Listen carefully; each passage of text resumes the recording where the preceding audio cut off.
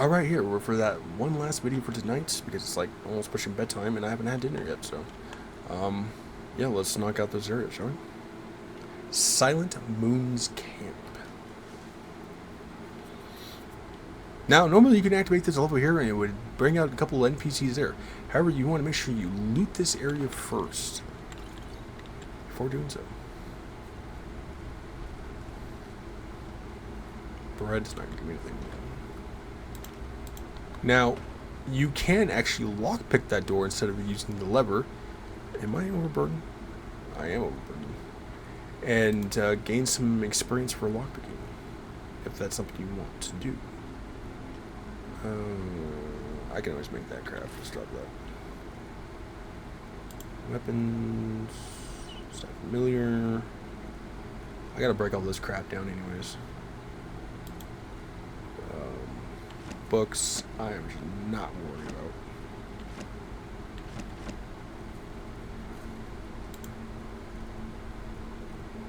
Anything else I think we'll keep. So we're gonna actually lockpick it. Now, I know most people fear lockpicking in this game. It's like it's nothing like Oblivion, you don't have to worry about it, but it still does take somewhat skill to actually do. Ooh, that's an adept too. Yeah, let's go use lever.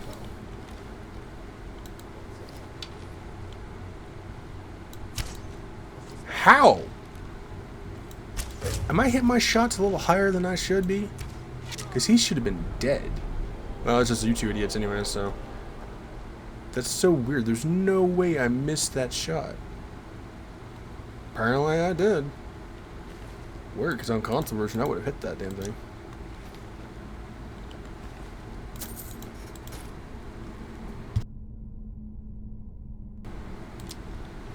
Okay, well, Fendel, Still here. I need to trade some things You with want you. me to carry?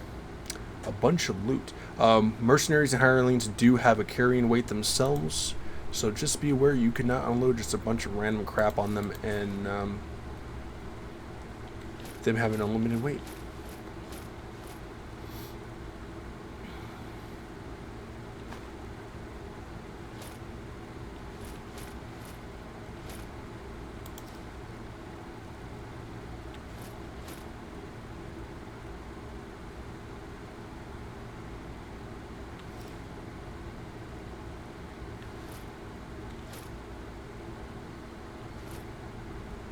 It's interesting. He'll wear an iron helmet, even though I'm not technically giving it to him. But he won't wear a bandit gear. That's funny.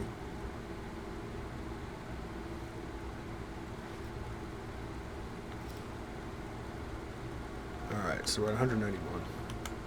Thanks, champ. Let me get a quick save in here just in case we happen to die.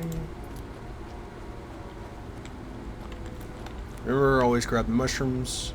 One of the areas you're going to hate, especially if you're going to become a big alchemist in this game, or want to level up alchemy to... Oh, shit. Hello. Goodbye. I totally forgot about you. One area you're going to hate in this game is Dwarven... Actually, technically, Falmer Caves. Falmer are basically snow elves in this game that have pretty much been tortured and corrupted by the dwarves. They're very feral and will attack you on sight.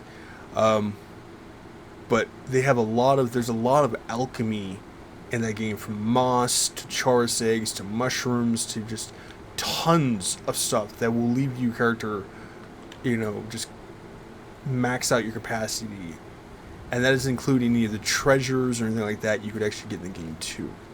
So, I always grind my teeth in that area because I'm a big hoarder in Skyrim, so I like to like grab every piece of alchemy ingredient you can get your hands on and be halfway through the cave and not having room for the loot, especially if it's actually really good stuff. Next following area is going to be another big bandit camp, and it's going to have a bandit chief. And, what the shit? Hello? Get the hell away from me. Turd. It's going to be a big mining camp, so there's going to be a lot of ore and stuff there to get. And, some pretty good surprise. And some of the most valuable items in the game. Or early stage.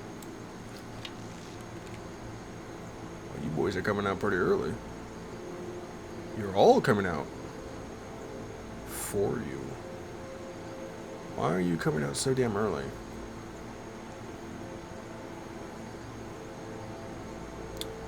That's a bit random.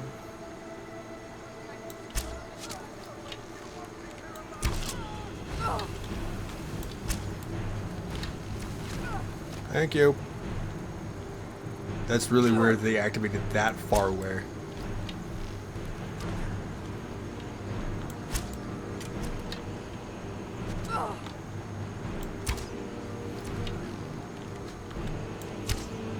Yeah, I think my arrow shot's a little high. It seems to be going up more upwards. Yeah, they activated like really far away. For me just getting attacked by a skeever, that's extremely weird.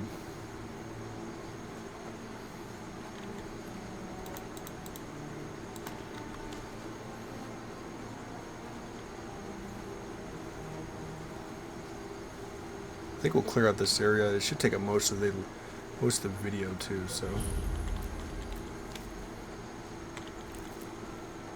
And most people don't know there's actually 2 chests in this area. And one of them is guarded by a trap, which is this one.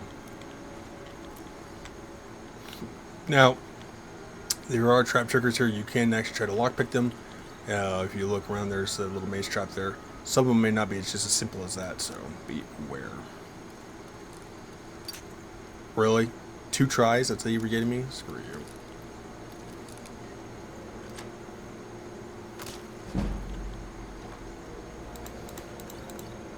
Ooh, Orcish Battle Axe.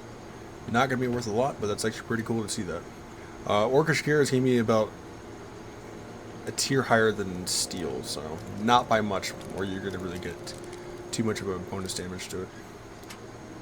And we picked up both successfully, too. Awesome.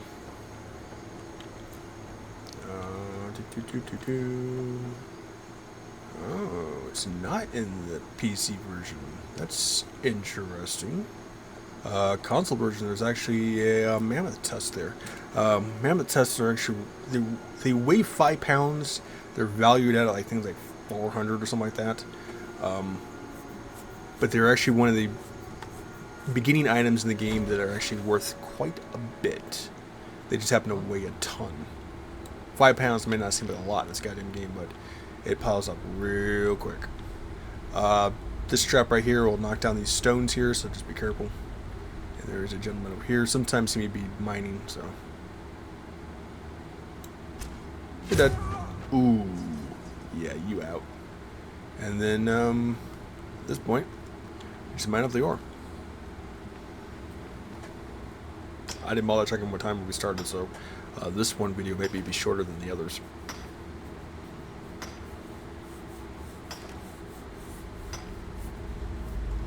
Hope you guys' Monday's going good too. After this weekend that I've had, it's nice to chill some Skyrim. Let's see here. Oh, they're worth 150. Well, that's open value. That's not store value, so you will not be getting 150. But there is a book in this game that's in the Winterhold area.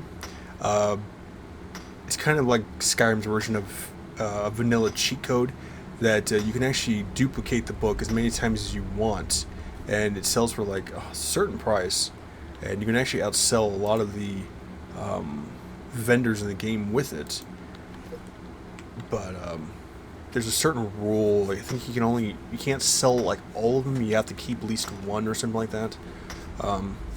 Then again, I also found there was also a console version I was using too that allow you to duplicate like gold and stuff like that. And since gold is like the most valuable resource in the game, especially when it comes to, or not really, maybe not the most valuable one, but it's the most easiest one to use for smithing. Ooh, you feel weaker as the sun rises. You're slowly becoming a vampire. But it's great for crafting, smithing, getting up to 100. You have to be kind of somewhat careful, and you do need a follower for it, because you can actually lag out your game if you make too much of it.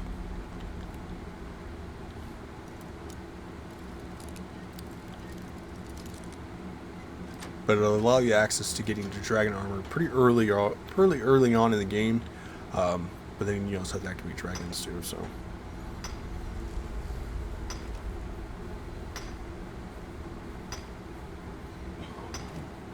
And you can see there's an NPC down there too. There's like 3 of them in there, I think. One of them happens to be the bandit chief. So you do have to be careful. Oh no, that's just a post. The NPC's right there. Nope, that's a vine. It's like the shape of the environment. It's like, yeah, there's an NPC right there. You fire your arrow, there's like nothing there.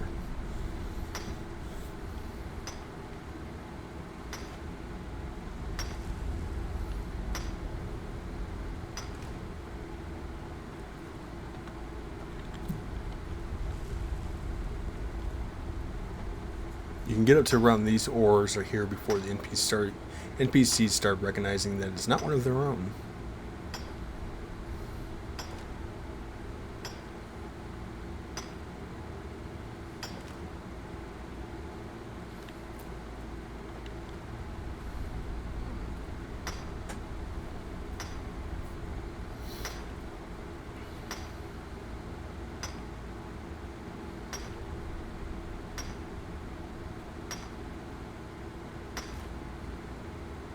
Nothing like listening to the ambient sounds of mining in a cave with Skyrim music while my fan is in the background making that whooshing sound.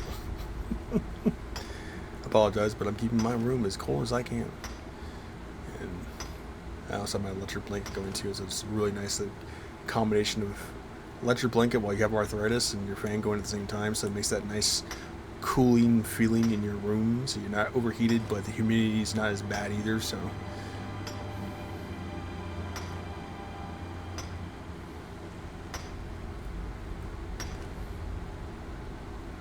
Alright, so there's these little lanterns here, and of course not only do they provide light, they're also a fire trap too, if you can actually get them to drop on your enemies unexpectedly.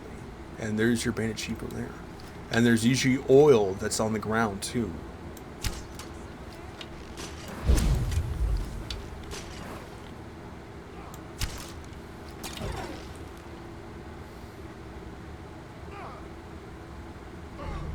And just like that, we cleared out the cave, and we didn't have to fire a single arrow at them. I keep hitting guide in caps lock. That's so annoying. Steel helmet. An orcish warhammer. Congratulations, sir. Completely useless to me, though. This place is pretty much just like ore central. You'll find ore all over this goddamn cave. Feels kind of like a Bob Ross painting over here. We're gonna mine this over here for these nice ambers and emeralds, and maybe we'll add a little amethyst to it too.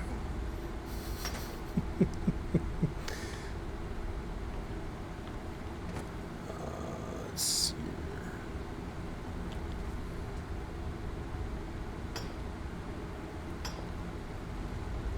Yeah, so this is pretty much gonna be the rest of the video. So. You can go ahead and watch your other YouTube stuff if you want to. Unless you join the nice ASMR of me over talking and just you guys listening to the pounding of a pickaxe on the iron ore.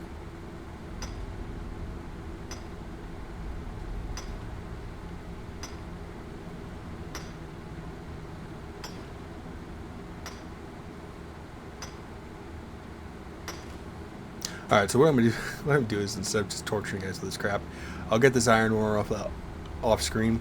Let's grab the loot so you can see what you're getting.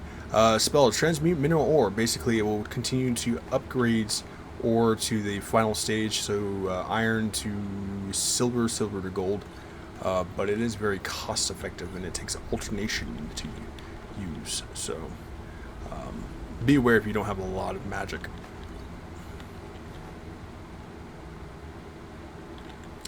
And loot we get a pile of crap. You guys weren't even worth visiting. Besides like these damn things.